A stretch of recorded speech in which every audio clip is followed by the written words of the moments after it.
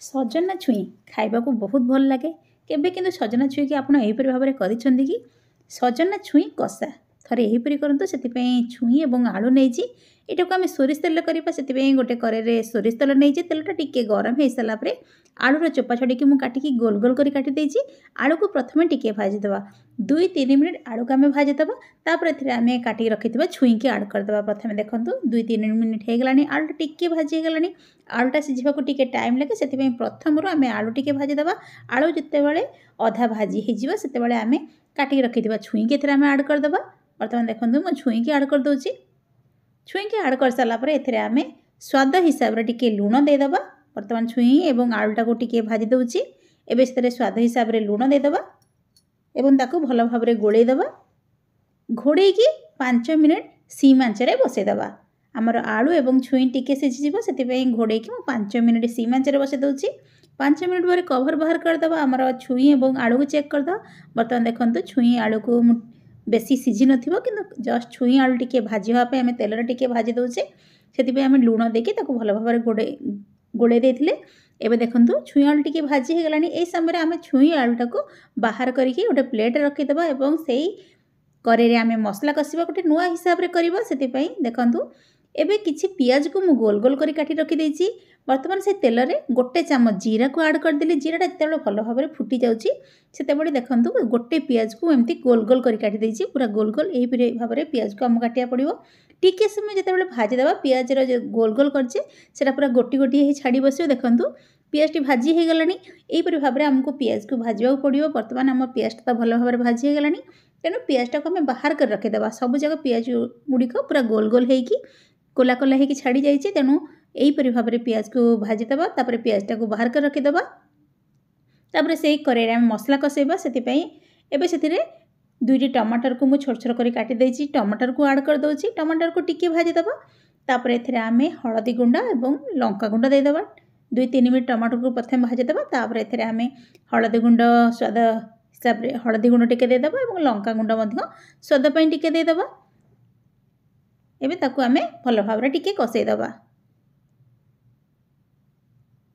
टिके समय भाजी सारला परे एथिरे आमे अदा रसुण पेस्ट मध्य ऐड करिबा। टमाटर टिके मेल्ट हे गलानी। ए समय रे आमे एथिरे अदा रसुण पेस्ट 2 चम्मच अदा रसुण पेस्ट ऐड कर देबा। ए रेसिपीटा पखाळ भात संगे खाइबा को बहुत भल लागिबो। आपण वीडियो देखि नियंतु। अदा रसुण पेस्ट ऐड करिकि ताकू भल भाव रे कसेई देबा। मसलाटा भल भाव में कसेया पाई मसलाटा को टिके जदि घोड़े घोड़े मसलाटा कसेबे मसलार टेस्टा बहुत भल आसते। तेणु मसला को मु घोड़ेकी 4-5 मिनिट सीम आंच रे बसी दोची। एबे कवर बाहर कर दोची। मसलाटा कसे हे गलानी। वर्तमान मसलाटा भल भाव में कसेया पे आमे मसलार टिके पानी दे देबा। टिके पानी देकी मसलाटा को कसे देबा। एबे देखंतु टिके पानी देइची।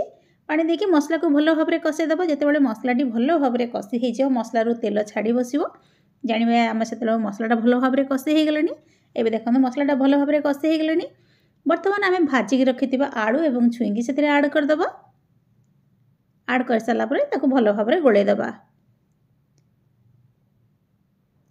एबे सेतिरे आमे टिके पानी ऐड कर देबा। जेहेतु मसला देइचे छुई एवं आलू रे भल भाव में मसलाटा मिसिया पई आमे एथिरे अध गिना परी पानी एथिरे ऐड कर देले ए मसलाटा छुई एवं आलू रे भल भाव में मिसियो। सेतिपई एवं ए पानीटा को भल भाव में सुखला पर्यंत आमे भाजी देबा।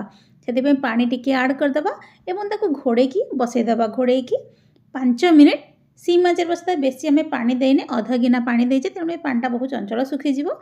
सेतिपई 5 मिनिट ताकू आमे सीम आंच रे घोड़ेकी बसै देबा। 5 मिनिट पर कवर बाहर करिबा। हमर जे पर्यंत पानीटा न सुखी जाइची छुई आलू ऑब्जर्व न करची से पर्यंत आमे घोड़ेकी बसै देबा। वर्तमान देखंतु पानीटा भल भाव में सुखी गलानी। ए रेसिपीटा आमे छुई कषा करजे। तेणु एथिरे झोल रहिले जमा भल लागिबनी। तेणु भल भाव में पानीटा सुखिला पर्यंत प्रथमे 5 मिनिट सीम आंच रे बसै देबा। तापर कवर बाहर कर देबा। जदि पानीटा सुखी नथिबो ताहले हाई कर देबा। तापर आमे भाजी की जो पियाजटा भाजी की रखिदिले से पियाज भजाटा को ऐड कर देबा एवं जेतिकी पानी अछि जदि पानी थिबो से पानीटा भल भाव में सुखिला पर्यंत आमे गैस को हाई कर देबा एवं भल भाव में पानीटा सुखिला पर्यंत बसै देबा। ए रेसिपीटा आमे पखाळ भात पई करजे। तेणु एटा पूरा सुखा जुकजुकिया हेले खाइबा को भल लागिबो।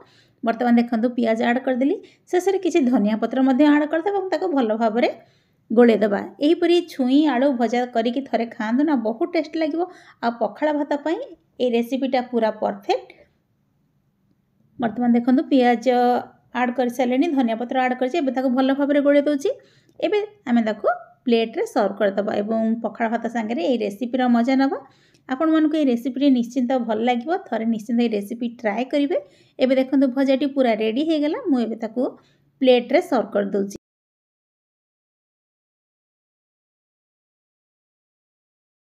ଥରେ ନିଶ୍ଚିତ ଏହିପରି ଛୁଇଁ ଆଳୁ କଷା କରନ୍ତୁ, ସମସ୍ତଙ୍କୁ ଭଲ ଲାଗିବ। ନିଶ୍ଚିତ এই ରେସିପି ଟ୍ରାଏ କରନ୍ତୁ ଏବଂ ଆପଣଙ୍କର ମୂଲ୍ୟବାନ କମେଣ୍ଟ ନିହାତି ଦିଅନ୍ତୁ। ଏବେ ଆମେ ଆମର ଦ୍ୱିତୀୟ ରେସିପିଟି ଆରମ୍ଭ କରିବା। ଦ୍ୱିତୀୟ ରେସିପିଟି ପୁରା ସିମ୍ପଲ୍ ରେସିପି। ଏବେ ଚାଲନ୍ତୁ ସେ ରେସିପିଟି ଆମେ ଆରମ୍ଭ କରିଦେବା।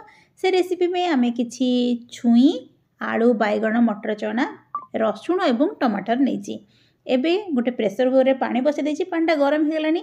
ପ୍ରଥମେ ଆଳୁଟାକୁ ମୁଁ ଚୋପା ଛଡ଼େଇ କାଟି ଦେଇଛି। ଆଳୁକୁ ଆଡ଼୍ କରିଦେବା। ସ୍ୱାଦ ହିସାବରେ ଲୁଣ ଦେଇଦେବା ଏବଂ ଟିକିଏ ହଳଦୀ ଗୁଣ୍ଡ ଦେଇଦେବା।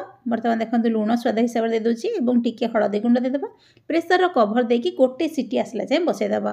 ଗୋଟେ ସିଟି ଆସିଲା ପରେ ଆମେ ପ୍ରେସରର କଭର ଖୋଲିଦେବା। ଆମର ଆଳୁଟା ସିଝି ଯାଇଥିବ ଏବଂ ଏହି ସମୟରେ ମଧ୍ୟ ଆମେ ବାଇଗଣ ଏବଂ ଛୁଇଁଟାକୁ ମଧ୍ୟ କାଟିକି ରଖିଦେଇଛେ। ଏବେ ଗ୍ୟାସ୍କୁ ଅନ୍ କରିଦେବା ଏବଂ ଆଳୁଟାକୁ ଡଙ୍କି ସାହାଯ୍ୟରେ ଭଲ ଭାବରେ ଟିକିଏ ଚଟକେଇ ଦେବା, ଯେମିତି ଆଳୁଟା ଭଲ ଭାବରେ ମିଶିଯିବ। ଭଲ ଭାବରେ ଆଳୁଟା ଅଧା ଅଧା ମିଶିଗଲେ ହିଁ ଭଲ ଲାଗିବ। ତେଣୁ ଆଳୁକୁ ଟିକିଏ ଡଙ୍କି ସାହାଯ୍ୟରେ ଏମିତି ଚଟକେଇ ଦେବା। ଛୁଇଁ ଏବଂ ବାଇଗଣକୁ ମଧ୍ୟ କାଟିକି ରଖିଦେଇଛି। ଏବେ ଗ୍ୟାସ୍କୁ ଆମେ ହାଇ କରିଦେଇଛେ। ଭଲ ଭାବରେ ଫୁଟିଗଲାଣି। ଏହି ସମୟରେ ଛୁଇଁ ଏବଂ ବାଇଗଣକୁ ଆଡ଼୍ କରିଦେବା ଏବଂ ଆମେ ମଟର ଚଣା ଗୋଟେ ଗିନା ଏଥିପାଇଁ ମଟର ଚଣା ନେଇଛେ। ମଟର ଚଣା ମଧ୍ୟ ଆଡ଼୍ କରିଦେବା। ବର୍ତ୍ତମାନ ଦେଖନ୍ତୁ ଏ ମଟର ଚଣାକୁ ଆଡ଼୍ କରିଦେଉଛି।